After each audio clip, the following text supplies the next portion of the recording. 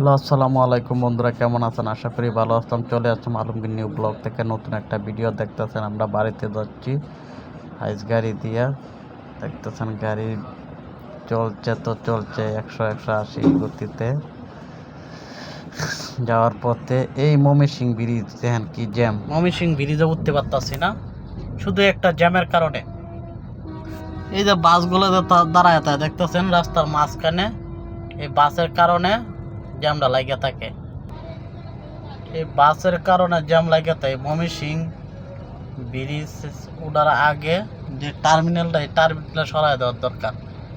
মানে 2 লাইনের রাস্তা, 1 লাইন ওরাই বন্ধ করে রাখে আর 1 লাইন দিয়ে গাড়ি যায়, তাহলে কিভাবে জ্যাম?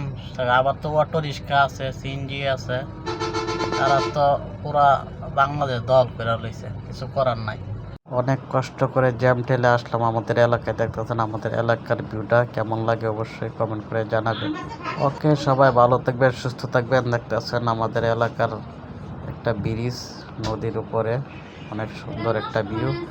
আর অবশ্যই ভিডিওটা ভালো লাগলে লাইক কমেন্ট শেয়ার করে দিবেন, আর হলো আমার চ্যানেলটা সাবস্ক্রাইব করে দিবেন। ওকে, আল্লাহ হাফেজ। আলমগীর নিউ ব্লগের পাশে থাকবেন।